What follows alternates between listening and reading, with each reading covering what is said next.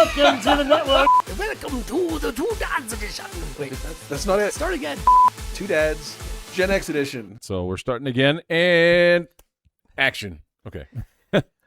What would you say kids' favorite word is? Oh, my kids hated my favorite word. Yeah, which one it was? I told them no. You know what I would do, actually? So when they were younger and they'd start asking me a question, they'd be like, Dad, can I? I'd interrupt them and say no. And they'd get all like, what? It's like, I'm just getting you used to it. Go ahead. Keep saying, keep asking, whatever it is. Yeah, so it's like, Dad, can I? Nope. What? But I haven't finished. Go ahead and ask. I'm just getting you used to it. Well, and I was always kind of the parent that's just assume the answer is no until you give me enough information that it becomes a yes.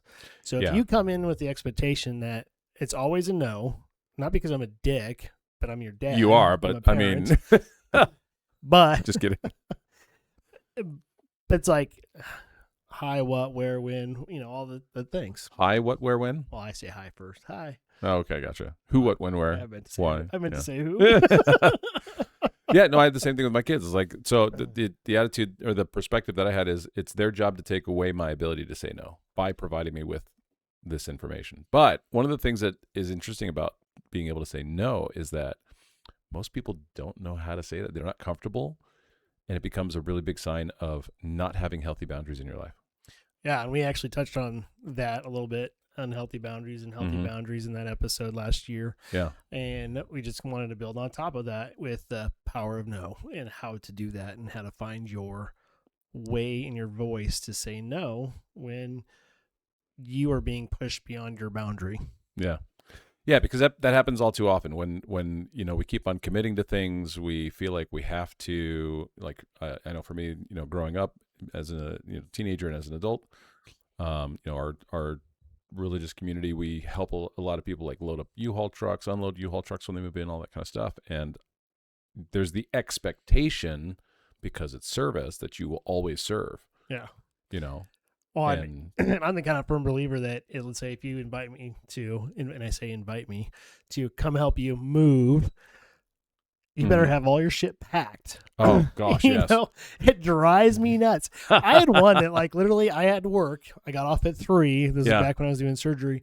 And the expectation was I'm coming to help you move all the big stuff. So I'm expecting the truck to be loaded with all boxes and everything, Tetris style. And I'm coming in to bring in like the couch and the fridge, and stuff like that. Just moving things. But there was a family that I went to help, and they had laundry still going. The dressers still had clothes in the dressers. The cabinets were still full of food in the kitchen, all that kind of stuff. And the guy had borrowed a bread truck from his boss. Ooh, it smelled good. It wasn't used for bread, but they were moving basically a 3-bedroom apartment from one place to another, and they had no prep. Kids were still watching TV, eating breakfast, all that stuff. And it's like, I'm sorry, I don't have all day. Yeah. And I felt really, really disrespected in the sense that like you're just expecting everybody to sacrifice all day long, all their time on a Saturday. And so what I ended up doing is I just kind of made up this, I've got an hour I can spend. I've got another commitment I have to make or I have to get to. And so it was like, I helped them load a few things and then I was out. Well, mine was like, I got there at 3:00 thinking all this crap's to be done. Here's this truck just sitting there. They already had a parking ticket, which means that the truck's been sitting there for who knows how long. Yeah. And I walk in and like that, it was like nothing was packed. There was shit everywhere. Excuse my language. It's just everywhere. And and the same thing. Their kids were playing video games. Nothing was packed. And I was like, okay, you guys got an hour to get this crap done. I'm going to go over here and sit and wait until you're ready to actually be ready to pack. If you want to start bringing stuff out to me, I'll start packing the truck. Yeah. But I'm not packing your shit for you. Yeah. Like, I mean, what's bad is when there's always somebody who is in charge of those moves. Right. Like when it's service. Yeah. And they don't have the capability of setting a boundary. Yeah. Because we did one where it was like, it went until like 9:00 at night and we had made 2 trips and they were making a third. And I finally was like, I'm taking charge. And I went to the woman who was moving And I said, this is what you've done. And I explained the situation as far as how she took advantage of people. This is what will happen going forward. Mm-hmm. Yeah. And I just set a lot of boundaries. Yeah. She was very upset with me, but. Well, like after that move that I had only spent an hour with because I foresaw that it was going to be all day long, I went to the person that was in charge of it and I said that I don't think we should ever do anything like that. We're only here to help load up boxes, and so if they don't have anything ready, we don't help them move. And they totally agreed. Yeah. And so, but it also helped me because the next time that I moved and asked for help, I had everything packed up and staged. Yeah. Living room and garage. There was like a desk that I still had to take apart, but everything else, boxes were already done. Everything. I spent the time and the money to. Guess we got to do an boxes. episode on how to move properly. Yeah. And so, but the idea was I don't want to waste people's time. I also had like chocolate milk and orange juice and donuts and stuff like that. Yeah. But it was that next time that I moved, it was like 40 minutes to load up the truck for a 3-bedroom house. Yeah. That's awesome. And it was like 30 minutes to unload it into the next place that I was moving into. Yeah. And what was so funny about that is I was like in Speedy Gonzalez mode, man. I was just like back and forth. We got that truck loaded in 2 hours. Yeah. We got to their house. We had it unloaded in 30 minutes. Yeah. And they're like, dude, we can take a break. I'm like, dude, no, it's 9 o'clock. I want to fucking go home. I'm tired. I want to go home. And that's the thing is I won't do that. But what is a recent boundary fail that you've had? Because this is years ago for me with that move, and I've tried to put healthy boundaries in place in my life. But what's a recent fail that you've had? Well, I think we should get into that later. Why? I want to think we break this down into 4 sections. I think we talk about a daily briefing, which a lot of people don't understand what that is, and we'll go over that. Boundaries with your families and friends, and then boundaries at work, and then basically what you're talking about, tactical implementation of failures and how to get through that. Okay. That's good. I like that. All right. So I noticed you put in here daily briefing. Mm-hmm. Go ahead and describe that, because I actually had to look that up because I was like, what the hell is that? I was like, did we put our little morning meeting in here or something? So the daily briefing is kind of like, it's not necessarily a daily briefing, but it's a reminding of yourself, reminding of those, in your life, that kind of thing, of how you live your life that sets and maintains those healthy boundaries. But there are multiple areas that we have boundaries in. So we have like physical boundaries. So for me, this last year has been, I've lost a lot of weight, all that kind of stuff. And part of it is because I just needed to be healthier. Yeah. But there's boundaries with the time that we spend, which we were talking about a little bit with these moves and, people not respecting each other's time. But emotional boundaries, and then learning how to communicate those boundaries effectively. We can communicate boundaries all day long. It doesn't mean it's effective, right? Yeah. And so when we do all these things, when we have healthy boundaries in those different areas, when we're able to say no when we need to, it allows us to have more peace in our life because we're managing our life. Yeah. Well, and I think what I really learned when I looked that up was you're setting your boundaries for yourself, for your behavior, and what you want to be limited to, exposed to, and stuff like that. So now what you asked, what was my recent boundary failures? Mm-hmm. Well,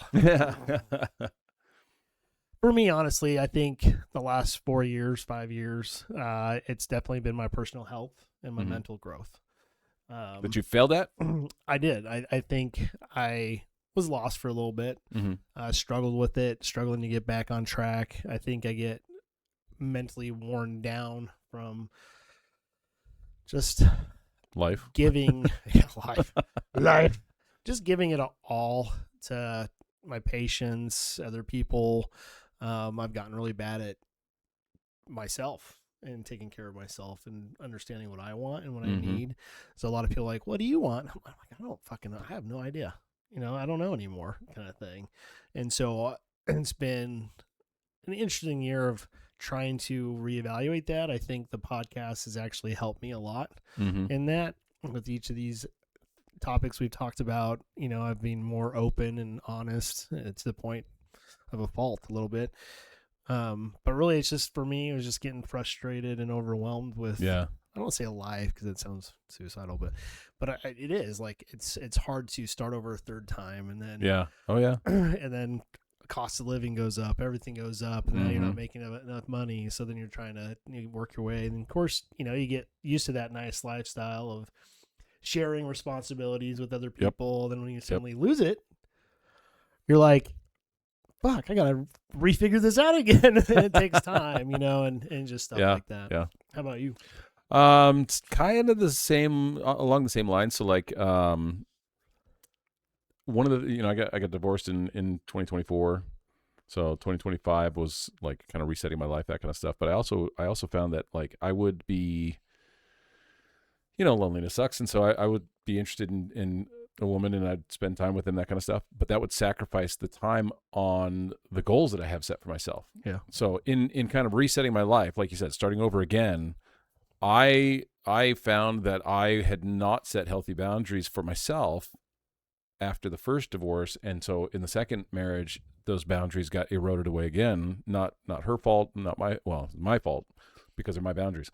But so when all that went down, it was like, okay, I have been wanting to work towards these certain goals for years and years and years. I'd looked for a partner to help kind of join me in that and build this life together. And I think I realized that I made the mistake of anticipating that I needed a partner to do it. Yeah. Yeah. And so which I don't. No. Yeah. It's great when there is, but but 3 times. Right. And so it's like, I have goals that I set at the end of 24 and that I've been working on this year, but I got distracted a lot with the dating thing, not because I got distracted with dating, but I wasn't prioritizing my time well. And so with the work that I do and with the goals I have on the house, it's like, I can't fantasize about some relationship that's all of a sudden going to fix me or anything else. I've got to work on my life myself. Yeah.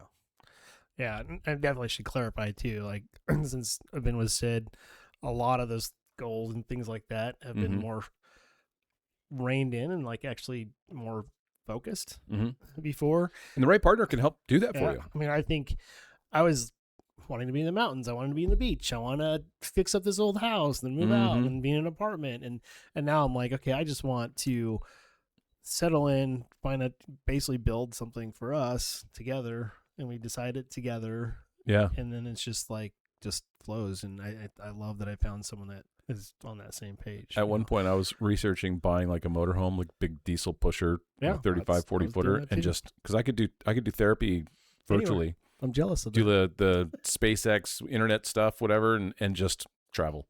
I mean, I wish I could drive a little Amazon thing and to drop my drugs off to my patients and then just a robot to wipe their ass so I don't have to do that anymore. That'd be great. So, but, that kind of brings us to our next section, though.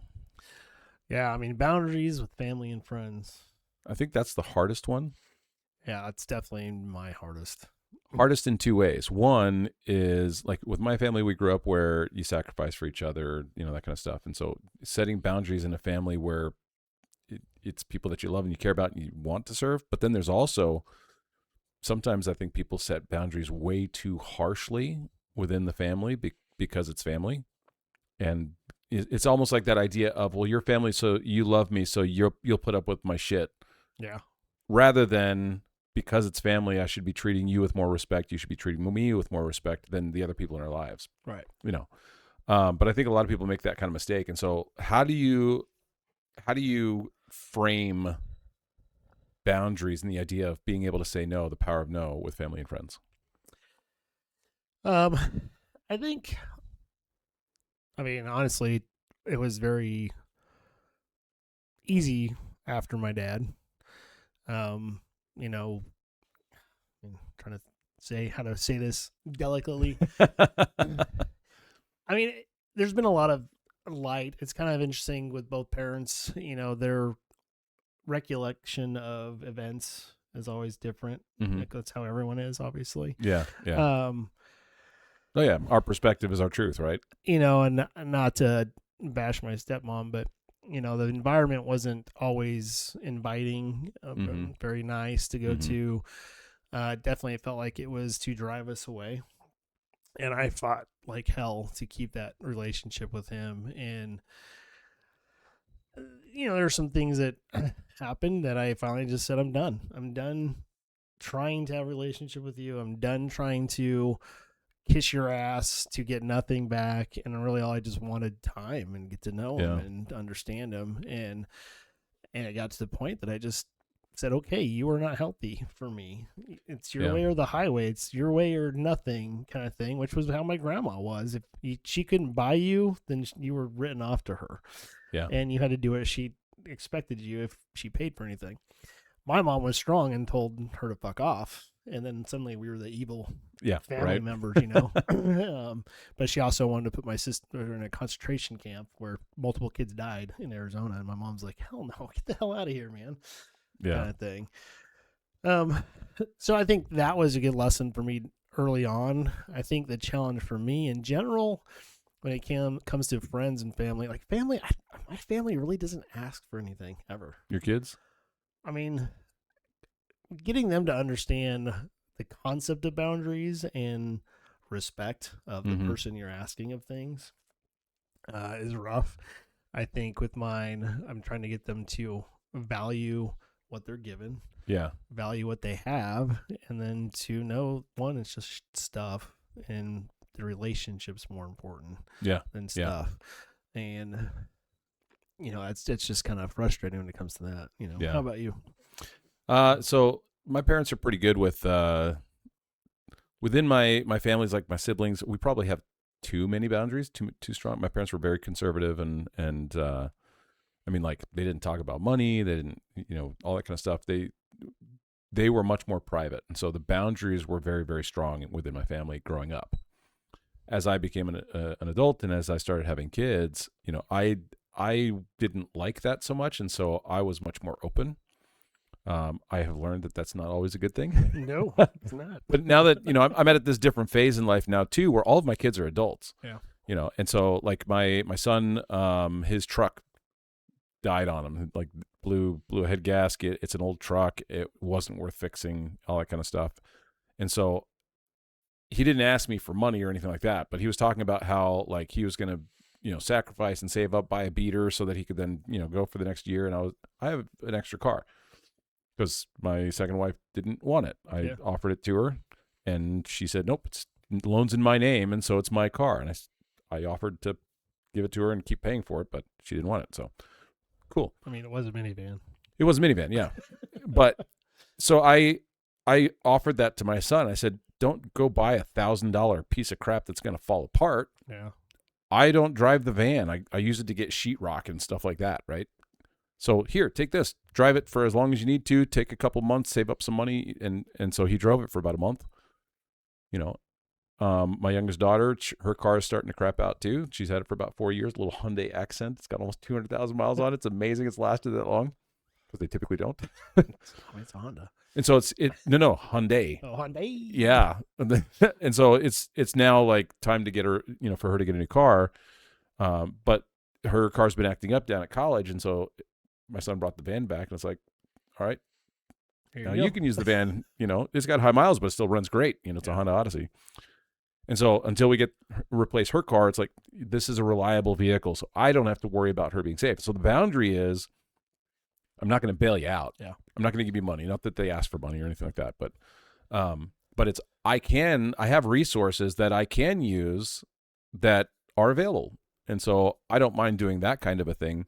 But there have been times where I have, you know, I've had some of my kids ask for me to pay for something, and I've responded with I'm really sorry that you're in that situation. I'm not in a position to help you, but I can support you. Yeah. You know, it's saying no without saying no. Yeah. Yeah. What about in relation to boundaries outside of asking or material things, like the way you're treated? Yeah. Toxicity, Yeah. family. Like, there are other types of ways to say no with the power of no and setting healthy boundaries, other than just when someone's asking you for your time or a resource. Well, I think for me, man, I was trying to get the kids to understand, you know, I bought this house, you know, one for each room. I made that promise to Kira when she was 10 that going forward, once I got enough to where I could get a 3-bedroom something, that they would never have to share a room again, unless obviously it got bad. But I kept that promise. Yeah. And then of course she graduates, and I kind of did a soft boundary. I'm like, hey, I really want to see how often you come. and spend time with me and actually stay. You know, like I don't force you to do any of that crap. You know, you can go to your mom's because it's more convenient. That's fine. Right. So a year goes by and it was 7 times that she stayed the night. So she lost her room because it's like my office was in the kitchen. And I'm like, I'm tired of having my computer in the kitchen. I got a room that sits here empty. I'm moving it. I'm moving in there. And, you know, it was interesting because she made a half-hearted comment when her mom was near shot about, yeah, well, I can't stay at Dad's because I lost my room. He got rid of it.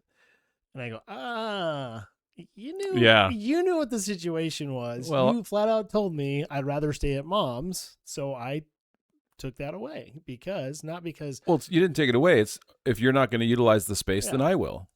And so it was just one of those like perception's reality, right? Yeah, perception's reality. Moment where I'm like, I could have got mad, I could have gotten really defensive, but I'm like, oh, hold on, let me explain the boundary here. Yeah. So you really understand it. And I kind of went over it. She's like, yeah, I know, I get it. I'm sorry, you know. But it was one of those moments where her mom tried to make, in my opinion, my perception, to make me look bad. And I was like, whatever, you do your own thing. But the other one is my time. You know, I made a promise to them after a failed second relationship where she was horrible to my kids, which I didn't know. Which if I knew that would have not lasted as long. But I promised them, I'm like, hey, it's my designated weekend. I'll be at home waiting for you guys to come over. Yeah. I won't go out with my friends. I won't go do anything. I'll just be here. And I would. And I just, after about 6 months, I finally said, hey, could you just let me know like around 8 or 9 if you're coming, so I'm not just sitting by myself. Right. I could be spending time with my friends or doing something. And they respected that. Yeah. You know, and I really appreciate the fact that they heard me, and I was scared to communicate that because I've been made to feel shitty when I do set boundaries. Right. Yeah. And it's really frustrating when the co-parent makes you feel like an asshole or you're a shitty person because you set a boundary. Oh yeah. And I think one of the hard things is like one of the things that keeps us from setting healthy boundaries is the fear of what other people are going to say. Like one of the things that I found out after my second divorce was that, for example, with that minivan, apparently, and this is third person, so hearsay, right? But apparently she was telling people, my second wife was telling people that I left her penniless and without a vehicle. And so I've gotten to the point where it's like, I'm not going to argue. I'm not going to try and prove my point to anybody because what's the point? Yeah. They're going to believe what they believe. Those who want to know the truth, who want to know my perspective, they'll come to me. But, you know, so there's a handful of people that have asked about that. And it's like, no, I offered like I said earlier, I also offered her the car that I would get something else and that I'd keep paying for it until it was paid off so that she could have a vehicle. And I offered it twice in the same conversation. And both times she said, the loan is in your name. It's your car. So I didn't deny her anything. In fact, when she came to get the last of her stuff in the house, I was like, you can grab anything you want in the house. Everything's replaceable. Whatever else you want, take it. I don't care. But it's that fear of what other people are going to think of, you know. And so, well, I don't want to be the asshole. I don't want to be the jerk. I don't want people to think bad of me. I don't care anymore. Yeah. I will. If somebody needs me to be the asshole, I'll be the asshole. Yeah. Because that's it. I'm not being an asshole. I'm just holding a boundary, a healthy boundary for me, hopefully for you too. But if you don't want to accept that, I'm not going to go out of my way to try and make you feel better at the cost of me. Yeah. You know? Well, and I think that's a huge concept, especially with friends. Yeah. You know, yeah. Your friends can make or break. They can destroy you. And I know for me, I've always been one of those people that I was known by a lot. Mm-hmm. And so it's like you could say I was popular, but I really wasn't because it's like I never really wanted to click. And I will look back that was probably my biggest mistake is I never like built on friendships to like where it would grow. I just wanted to be friends with everyone. Yeah. If that makes sense. It kind of makes you feel like you're accepted by people, but you're not in the group. Yeah. And that's kind of what I felt like. I always felt like I was a good third wheel or a good, hey, come join if you want, but I was never really the first person they would call to do something. Yeah. And there's times that I'll throw out there like, hey, anybody want to do this? And it's just crickets. But then like 10 minutes later, someone else says, hey, anybody want to do this? Everybody's like on board. And I'm like, yeah, okay. And I just, either I can get butthurt and be like, wow, nobody wants to spend time with me, or it's like nobody wanted to do that. Right. And that's how I try to take it, because I try to give people the benefit of the doubt.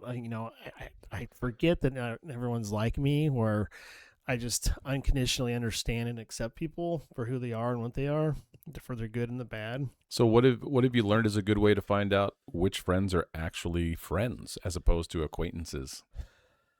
Well, I mean, acquaintance is like, if I don't, this is kind of funny for like the wedding. Okay. Something popped up. It's like, if you actually haven't talked to somebody for 6 months, why are you inviting them to your wedding? And I'm like, well, that just took off 20 people. And I'm like, that's a good point. Like, if I'm not engaging with you all the time, then you're really not. You're more of an acquaintance. You're an acquaintance kind of thing. Well, sometimes there are friends who are in your life for a season and a reason. So there are people that cycle in and out of your life, and in that segment of life, they may be or hold a very high importance for you, and it doesn't diminish what they represented in your life if they're not in your current season. Yeah. So I'll push back a little bit on that 6 month thing, but I understand where you're coming from for that. I think it was actually a year, but I brought it down to 6, because it's like, there's people like I'm going to invite that I know are my friends. They're just really far living away, life, kind of thing, and and it's not a thing. But I don't have that group that, like, I had it until my divorce, where we'd go on trips together, we'd go, see ball games, we'd go kayaking, canoeing, whatever. But now it's kind of like I do feel like I'm always on the out kind of thing. But a lot of it's just because I don't think a lot of those people have the same mindset that I have, where you're a good person, you're kind. I might not believe in your same political views. I might not believe or like some of the things you do, but in general, you're a good person. And I always try to, and that's one of my biggest flaws, is I make excuses for people and just go, well, maybe I'm just being too harsh on it, or maybe I was just thinking too outside the box, maybe, I don't know. And so I try to, I think that's where my issue is for a while there. And when I was in my darkest area, I did take a step back, and we talked about this in the past.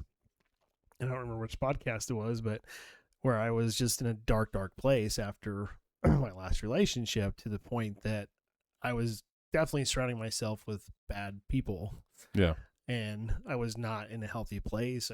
My self-esteem was shot. I was just talked about that. bad, And so I really found that, okay, I need to focus on giving and serving, and I work in a beautiful field that does that.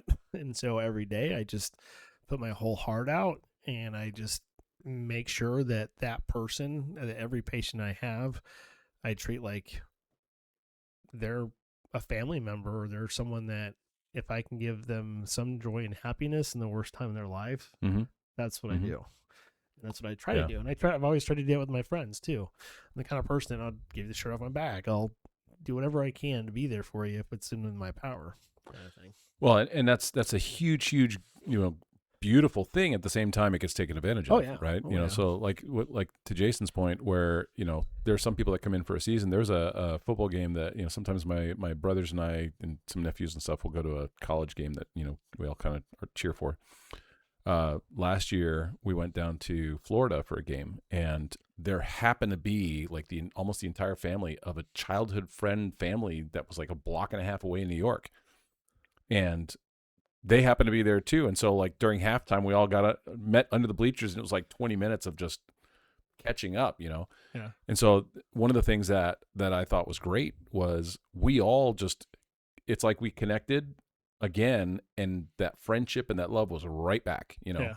And so there's some things that I look at as far as like, how do you, with being able to tell like who's a real friend or not, there's do we hang out with them all the time, right? Yeah.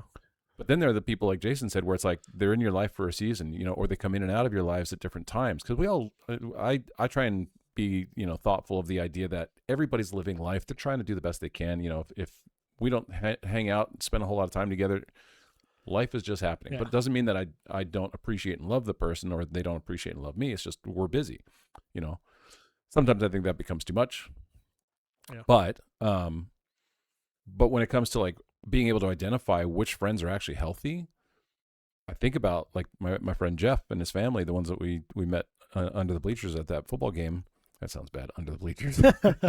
High school time. But, yeah, but it was like, it was so good to see them all. It was such a great, you know, reconnection. But then there are people who like, they're in your life all the time, but do they always bring up old shit? Yeah. You know, are they critical of you all the time? And they're like, oh, but we're friends, so it's okay. You know, that kind of thing. Do they try and make you feel bad if you don't do what they want? Mm-hmm. That's not healthy. That's toxic. Yeah, that's not a friendship. I always call it the leeching friend. Yeah, you know. Yeah, and a lot of it's just, you know, it's low self-esteem. You know, they're so codependent on you or other people that they just always have to be there, kind of thing. You know, or they set stipulations, guidelines, rules, you know, kind of stuff. When really people forget, just life gets busy sometimes. Yeah. You know, I think. But like when life is going well for them, they disregard you. Yeah. But when it's not going well, they expect you to come in and save them and fill their time and all that kind of stuff. That's not a real friend. Well, and the other thing too is they don't know how to ask for help the right way. I think some will because smother instead of just saying, hey, I'm really struggling with this. I could use some time with you. Yeah. Kind of stuff where, you know, that can become really needy too. Well, I mean, that can be. That's where you set your own personal boundary kind of thing. But I like my D&D group. It's every Monday. Such a nerd. You got 5 people that get together. Just kidding, Jason. I know you like D&D too. You get 5 people that get together. D&D's great. And you're stopping your whole life to play a game together and you know, respect the fact that 5 people's lives, so one person gets sick or they're having a hard time, it kind of derails a little bit. But I love that we've worked around that. We've tried to still we just made a rule. It's like, okay, if one person can't make, we're just going to play. Because like if you know 2, then obviously we're going to put it on pause. And it's something I look forward to every week. And it's funny when we go like 2 weeks without it. It's like, man, I'm really missing my guy time, my friend time, you know, kind of stuff. Yeah. And I look forward to the podcast too, because it's like I get to hang with you guys and stuff like that. And I really have taken a step back and like, okay, what person helps me grow and wants me to succeed, and which ones could care less. They just like to hang out with me. And how is that powerful when you say no to those individuals with your time resources if they are a drain? And I don't mean that literally, like if it's a negative vibe, if it's too much, if it's all the things you alluded to, James, how is that powerful to say no to that relationship? Well, what ends up happening is, and this happens a lot, and this happens in divorces a lot of times, where it's like you end up a month, 2 months later, and you're like, wow, I have all this time. I can breathe. I'm at peace, you know? Sometimes when the friendship is over, there's the initial angst, you know, or putting a hard, healthy boundary in place. There's that initial fear of how they're going to react to it. But then when you actually have the time and you have the space to do the things that you enjoy, you start realizing how much of a drag, how much of a drain that person or, you know, those kind of people were on you. And so it becomes a lesson in how do you identify it moving forward so that you know, not everybody's supposed to be, just because we're friendly doesn't mean we're supposed to be close friends, right? And just because we get along great doesn't mean that, oh, this is, you know, going to be a great thing. We navigate and learn personality traits and behavior patterns that we then subconsciously identify as we need to stay away from this, or I want to draw that in more. You know, I have this concept where, you know, there's it's like we have this emotional capital. We have a certain amount of capital, like cash, money, right? Certain amount of money in the bank. Certain people, one is everybody draws from us. Everybody takes from us, right? But there are some people that's all they do. They just take and take and take. Valuable, genuine friendships, genuine love in marriage, relationships, that kind of stuff, we also then add to each other as well. So as we sacrifice and give to somebody who is a positive, beneficial, loving, valuable person in our life, we end up getting back more. It's like it builds on itself. And so being able to identify the people that all they do is take, they're a leech, they just drain us, and then focusing our effort and our energy on the people that actually build back for us too, and that we do that for them as well. And so sometimes it's hard to navigate that, hard to identify that initially, but when you see it, it becomes an obvious thing. And so one of the things that I'm struggling with right now, as far as like, the desire to even date, is I keep reading these profiles, and it's just like, it's the same kind of person over and over. It's like, I don't want to mess with it. Yeah. Well, I mean, you're recognizing the red flags. Yeah. That's a huge one, man. Yellow flags at least. But you're saying no to the person as far as engaging with them in your life, and you're saying no to yourself because you're not going down a path that may seem like, I'm lonely, I'm whatever. Yeah. But you're saying no to whatever urges that are having you look for that relationship to begin with, and being okay with yourself. So there's power. There's a lot of power. No on both sides. It's freedom. Yeah. And that's really what the power is it's freedom, because you are freeing yourself emotionally from feeling like you have to please everybody. Yeah. Who's really good at that? My friend Mark. Yeah. He is so good at saying no.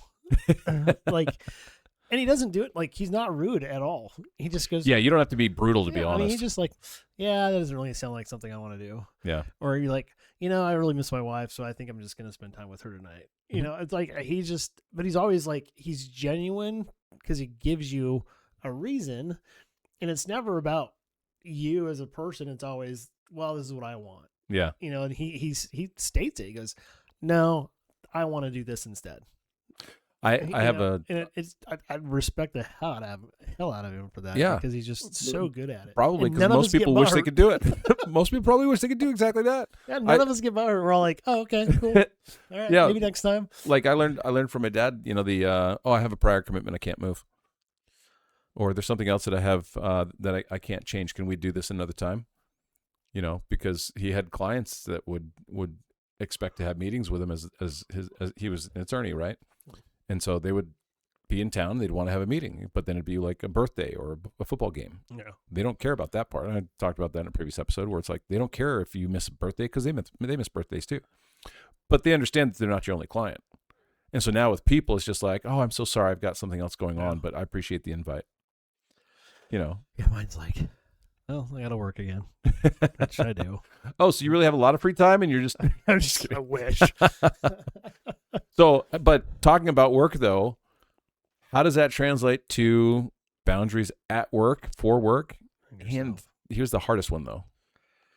Boundaries with ourselves. Yeah. That's one thing that I think most people miss, right?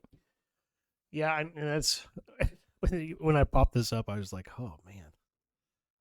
Crap, I don't know. Yeah. I was like, that's a good question. Well, like for me, I'm a therapist, and so I am sitting. I mean, one way I jokingly describe my job is all I do is sit around and talk to people all day. Right. That's kind of what I do too. But I mean, literally, I'm in a chair, somebody's sitting on my couch, and we talk. Right. But I'm also sitting in trauma, or I'm sitting with somebody who's just highly, highly anxious, or very, very depressed, or they just don't know how to get moving in life, or they feel, whatever it is that's going on. Right.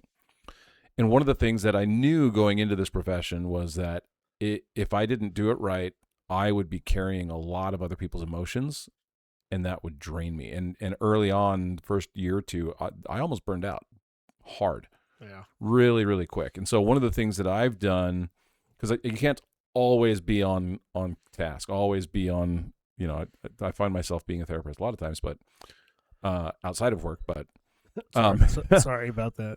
But one of the things that I've done that I've put in place is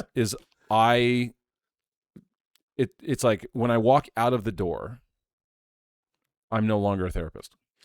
Yeah, I had to learn that very soon. I mean, being on the code team, that's the one thing that I actually struggle with is some boundaries when it comes to jokes. Mm-hmm. because to cope, you joke with some dark stuff. People don't realize. I mean, I've seen over 1,000 people die in my life. Easy. Countless people cry. The emotional drain of it. Mm-hmm. You have to. You got to get through it. You got to keep going, and it's hard. I've always said I could be a stand-up comedy in front of medical people. A comic. I mean, I'd have great jokes. People would get it. You put someone in there, especially depending on where they land on the political side, they'd be like, what the fuck? And they try to cancel me, get me fired. Yeah. And I do have to navigate that in healthcare because healthcare is very, very, very liberal. And I'm more neutral. And there's times that the boundaries I set with my patients, which you have to do. If you don't, they manipulate, they use. I mean, there's so many people that assume healthcare is a right. I mean, it kind of is, but the right to healthcare is there, but to treat me like a piece of shit is not. You know, I'm not your slave. I'm not your servant. I work for the company, not for you. Yeah. Now I'm there to help you get through your worst time. I'll be the first to drop to one knee. I'll be the first to stop everything I'm doing to help you understand what's going on and why and where. I'm the first one to tell the doctor or whoever is being impatient and rude to well, it's your right as a patient to say, hey, I don't understand what's going on. I'm scared shitless. Can you please stop for a second and give me the time to help explain it so I understand it? Yeah. I wish more people would do that, actually. And it kills me. Like every single day, every day, I'm told, God, you're such a good nurse. Like, you actually take the time to talk to me and stuff like that. And I should be like glowing and be so proud that I do that, but it actually just kills me. Why? That there's so many people that are in that profession that they'd rather get back to their fucking phone. They'd rather get back on Instagram. Yeah. They'd rather run really quick. They'd rather go do whatever. And instead of taking the time, I can't tell you how many nurses that will give me a report. Oh, this person's a pain in the ass. They're on the call out all the time. They're horrible. They're really rude. And I have the best day with them ever. People respond to how they're treated, right? And so I'm like, huh. And there's one specifically at another hospital that I don't work at now, but when I followed her. Which hospital? Who was it? I'm just kidding. It was now, and I couldn't even tell you her name because I'm really bad with names, and really, it's probably the one bad thing about me is if I don't respect your quality of care, I just don't. Not going to take the time to remember you. It's probably bad, but I think it's hard because I think people forget. I mean, a great example of this. Yeah, it was. I had a patient. His mom's in there, right? And she stroke, not doing well. Son comes from out of town, and I'm just gonna make up a state, but it was far away. I'll say just Washington. So he took a lot of time to come see his mom. You know, way out of his way. Well, I'm at my computer. The light's going off, and we have this 22-year-old who's in charge, which I don't know why you'd ever have a nurse be in charge that hasn't been a nurse less than 5 years. I'm sorry. You shouldn't ever be in charge. And I forgot what it was, but like she went in there and he knew how his sister is. She was violent. She's hit people before. And so he stepped in because his sister's getting pissed. Wait, who's the sister? The sister and brother there, right? For the mom. Okay, gotcha. And she's getting like belligerent, starting to like cuss at this girl, the nurse. It's my patient. So when I'm like, why are you even in there? You didn't come to me. You walked right past me to deal with this situation that I had no idea what was going on.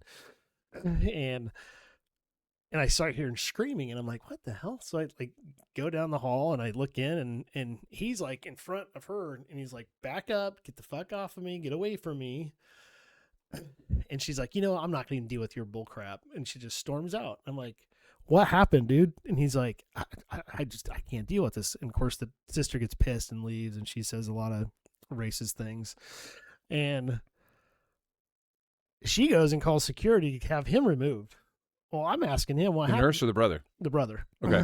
And I go, what happened? He goes, I know my sister, like my sister would have hit her. And so I stepped in between. Of course, they were really close. So, of course, I'm right up in her face. And I just said, hey, can you please leave a second so I can help my sister calm down? To the nurse. To the nurse. Okay. But she didn't like how close I was. So she literally went and got security, said he almost assaulted me. He got in my face and was yelling at me. And they came up to escort him out. And this guy came from Washington. I made up the state. And I hear them just talking, and security comes in, just ablazing, starts accusatory, just the worst way to come in at it. Mm-hmm. And luckily, the second guy was like, hold on. we haven't even heard the story yet. Let's calm down. And that's when I stood up and said, hey, look, this has gotten way out of proportion, like way out of control. And nothing what she said is true at all. And he's like, well, what do you mean? And so I told the whole story. And he goes, well, sir, would you mind just leaving for like a couple hours? And so he left for a couple hours, cooled off. Mm-hmm. And he came back. And the thing that frustrated me is I tried to go talk to that nurse. I go, dude, do you even realize that he was actually trying to protect you? Because his sister has been violent towards people. And him intervening was him actually protecting you. And you threw him under the bus. It's like, what the hell? And so it was just one of those impatience process of where she just didn't want to understand him, didn't want to take the time to understand what the heck was going on, and she just assumed the worst. Yeah. And it's frustrating how many people do that in work environments. And I think the other thing that chaps my hide is in healthcare, there's no merit raises. It's just straight across. Right. So you have a shitty nurse making the same as a good nurse. You have somebody that gives a shit. And so really the good nurses out there, and I will tell people, if you love your nurse and they're a great nurse, it's because they actually give a shit and they actually care. It's not because of the money.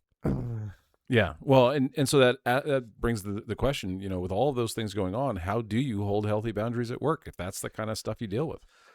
Well, the nice thing is they teach you, how to set boundaries. Great. What do you do? Well, if someone starts being rude to me, I just say, hey, there's no need for that. Use your words. You know English. Tell me what's wrong. Yeah. So I kind of. So you de-escalate, kind of. Yeah, pretty much de-escalate 100% because it's like, I'd say 90% of the people just want to hear I'm sorry. Yeah. And most stuff can be just squashed with, I am so sorry this happened. Mm-hmm. What can we do to make it right? Yeah. And so many things get done with that. The one nice little word, sorry. Yep. And just people understand that. And people just want to be heard and understood. A lot of people just want to be right.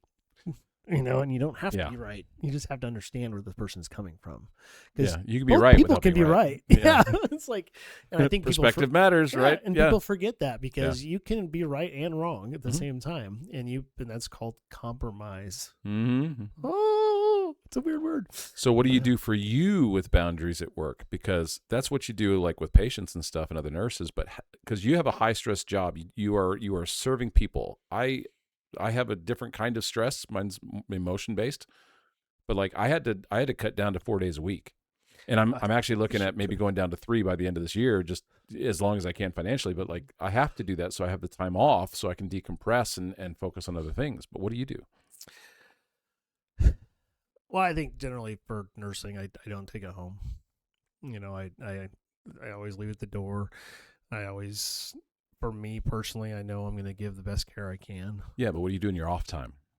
Well, how do you decompress from the fucking job? Honestly, as soon as I clock out, it all goes away. Like, I think I actually project all that hate and pain and suffering in the swipe of the badge. I actually feel lighter when I clock out. And I joke and laugh as I'm walking out, and I joke with people, hey, how are you? Oh, my day fucking sucked. I'm like, oh, I'm sorry. Yeah. Well, and because the reason why I ask and the reason why I emphasize this so much is because, for us in service industry kind of jobs, you serve people in their medical worst times of their lives typically, and their families are all stressed out. I'm when people are actually trying to heal from some of the worst stuff in their lives, I work with them. Yeah. And so it's hard to be able to give if I'm not in a healthy place. You can't pour from an empty cup. Yeah.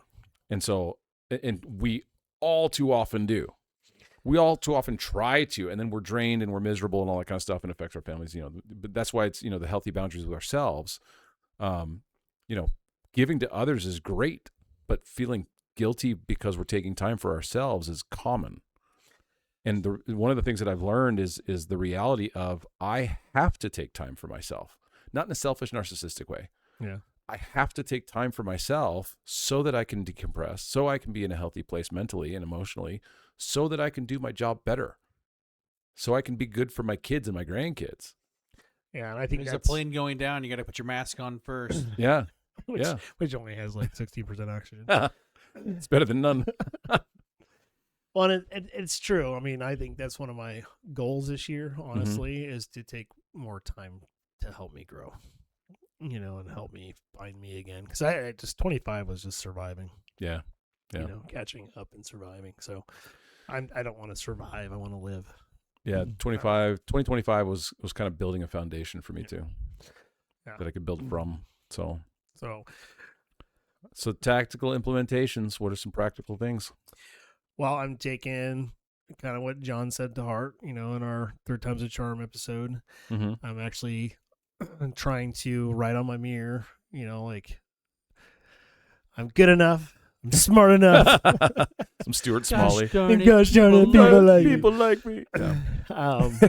But also set more boundaries for myself, like go to the gym more, Mm-hmm. Eat less sugar, don't have that deflating expectation of I got to get 95 things done or I failed kind of stuff. Yeah. Because I'm bad at, like, if I don't do something specifically, I feel like I failed. Oh, I know. And so I'm learning to say no to myself when it comes to being stupid. What's really awesome? So especially for like having ADHD, not like lists, like all I do is make lists or anything like that, but I have like lists of things that I want to get done, but prioritizing the lists where it's like, okay, what is the most important thing that I need to get done? What can wait? Yeah. So if I don't get the rest of my list done, but I got the core things finished, that's a successful day. Yeah. Instead of like, there's all these things that I didn't get done, And then one of the things that I think is really, really important for people to remember is that one knows a complete sentence. Yeah, it is. My mom would say, what part of no do you understand? Right. I know the little hole in the middle of the O. Well, but it depends upon what the definition of the word is. All right, Bill Clinton. But the other part is like, I don't need to justify myself to anybody else. I don't need to. I can if I want to, but if they're demanding justification, then they're the wrong kind of person, because I try to be not accommodate, but I try to be conscientious of other people. When they say no, I just can't. Okay, cool, got it. Yeah. Is there anything I can help you with? Because it seems like you're stressed. That kind of thing. I want the same courtesy, but I'm not going to wait for somebody to give me that courtesy before I say no. I'm just going to say no. Yeah, I think that's the one thing is I have always felt like I'm always justifying my life. Yeah. What I do, how I do it, why I do it. And it's like, dude, just let me live my life, man. Yeah. Kind of thing, but yeah. So, and then, 2026, 2025 was foundation, right? Yeah.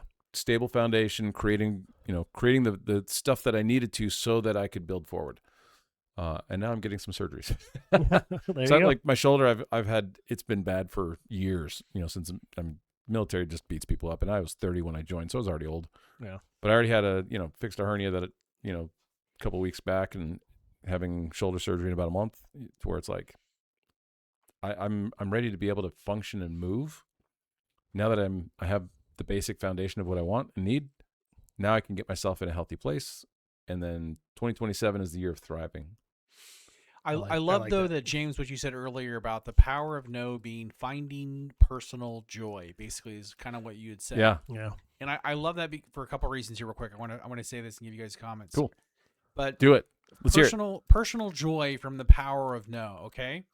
So just as a reminder to our audience, both of you are in the service industry. Both of you give so much to other people. You find joy in your jobs. Mm-hmm. And so it's the self-care that you're saying no, so you can manage that, so you can continue to give back, because there's value in giving back to society.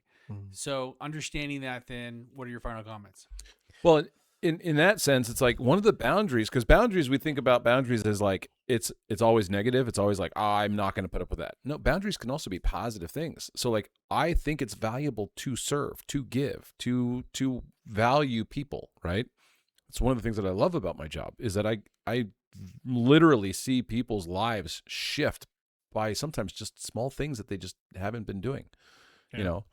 And so I want to give, I want to serve, but I have to recognize my capacity, you know? And so if I don't have the capacity, then I can't give as well. And so because I value what I do, and because I value like my kids and my parents and all that kind of stuff, those other boundaries in my life support those things that I love doing. Beautiful. Yeah, I mean, for me, I think, like, I actually struggle with free time. Mm-hmm. Just because I've had so many people make me feel bad for having free time and doing stuff for myself. I mean, it's learned behavior. People don't realize we're Pavloved in every single way. And everything we do, we're Pavloved. And so if you're made to feel guilty for, I mean, I used to love making maps for D&D. And I love being a guide. And like, I mean, I've made maps, stories. I've made so many cool side stories that I would honestly love to work for the Wizards of Scissor Coast. The what? The Wizards of Wizards of the Coast. They produce Dungeons and Dragons. Oh, yeah. Do the stories and stuff. I've played D&D a couple of times. I haven't. Come on, James, you got to know this. Come on. No, I'm sorry. I'm sorry. But I work on cars and fix things. But I had an ex that anytime I'd sit down and start getting ready for the campaign, it was instant, like within 2 minutes of, why are you doing that? What are you doing? I'm like, oh, so I'm in here cooking dinner while you're in here. I'm like, you weren't cooking dinner when I sat down. It's like, so then I'd have to go and sit in the kitchen and just stare at her, like, because she wouldn't let me help cook. So it's like, so somebody who creates chaos just because she likes chaos, And so I had a sister-in-law that would do that. And so it's funny so that right going on. now, besides in my time with Sid, I really just like going to work. Like, I get a lot of fulfillment from that and doing that. Yeah. That, like, when I get like more than 4, I think that's when I get put on call. It's just such a mind fuck for me because I feel like I'm not serving. Yeah. And then, of course, don't have the money to fix Becomes things and stress, do things. yeah, So then it just like adds, just like, that's where the overwhelming part kicks in. I've had days where I've had like 7 or 8 clients scheduled and I end up at 3. Those days are tough. Yeah. You're just like, oh my gosh. Doesn't happen often, thankfully, but it still happens. So. Well, hey guys, we appreciate you joining us. I hope we've given you a little bit of insight on how to say no and how to pick yourself and pick your friends. Don't pick your friend's nose. You know, can my friend pick my nose? No, the answer is no. Remember the power of no. Dark. Only if he double dips. They don't know how to. They don't know how deep to go. If there's blood, is that too deep? That's too deep. Yeah. That's too far, Jason. That can go so many ways. And on that note, but remember, no is a complete sentence. It is okay to take time for you so that you then have the capacity to do the things that you value. And if you have somebody that makes you feel bad for doing that, that's probably not a person. Probably need to change the boundaries of that person so it's a little bit more healthy. So, I'm just gonna say one thing. Okay. Go Bears. Stay classy, Kansas City. Yeah, that's the one. Stay classy, Kansas City. Thanks for joining us. Like, follow, and subscribe. And join us every Tuesday for new episodes. All right.